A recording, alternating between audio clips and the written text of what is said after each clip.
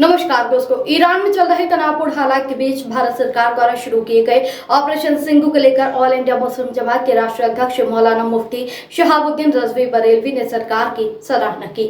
उन्होंने कहा है कि भारत ने एक साहसिक और सराहनीय कदम उठाया है, जिससे ईरान में फंसे भारत के छात्र और तीर्थ यात्रियों की सुरक्षित वापसी हो सकी है। मौलाना रजवी ने अपने बयान में कहा है कि ये भारत सरकार की नैतिक और संवैधानिक जिम्मेदारी थी कि वो हर एक भारतीय नागरिक की सुरक्षा सुनिश्चित करें और सरकार ने ये कार्य बहुत गंभीरता और जिम्मेदारी से पूरा किया है।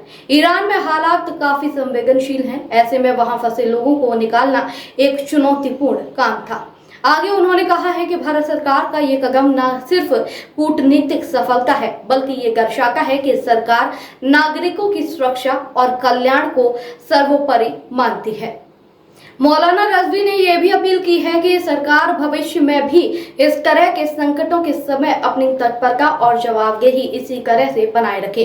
उन्होंने भारत की विदेश नीति और संकट प्रबंधन कौशल की भी सराहना की। गौरतलब है कि ऑपरेशन सिंधु के तहत भारत सरकार ने ईरान में फंसे सैकड़ों भारतीय तीर्थ यात्रियों, छात्रों और अन्य नागरिकों को सुरक्षित स्वदेश वापस लाने की प्रक्रिया शुरू की थी। यह ऑपरेशन खासतौर पर ईरान के उन इलाकों में चलाया गया जहां राजनीतिक अस्थिरता और सुरक्षा संकट उत्पन्न हो गया था।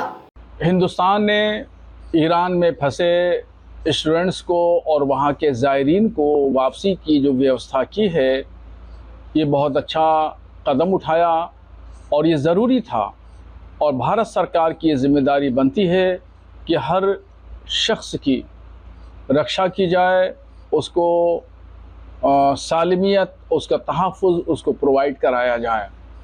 और ईरान में इस वक्त जो सूरत हाल है वो बड़ी कशमकश की सूरत हाल है।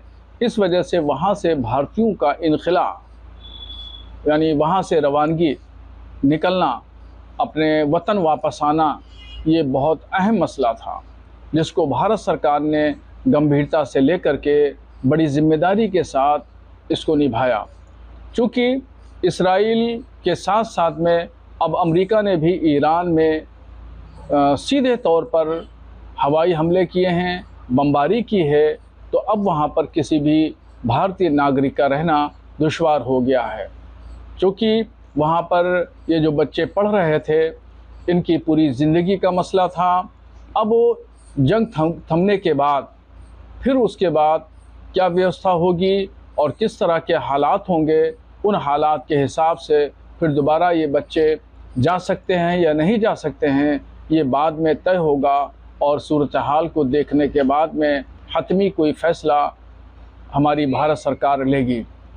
चूँकि इसराइल और अमेरिका ये दोनों देश इस्लाम दुश्मन हैं और ये ईरान को ख़त्म कर देना चाहते हैं, और ख़ास तौर पर मौलाना आयतुल्लाह अली ख़ामनाई के पीछे पड़ गए हैं और उनको सद्दाम हुसैन की तरह उनका भी ख़ात्मा ये चाहते हैं, मगर ये मुमकिन नहीं है। इंशाअल्लाह ईरान की सालमियत भी रहेगी।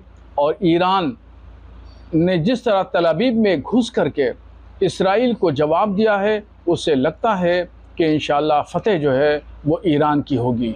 इस कार्रवाई से न केवल प्रभावित परिवारों को राहत मिली, बल्कि देश और विदेश में भारत की नागरिकों के प्रति प्रतिबद्धता का भी संदेश दिया गया।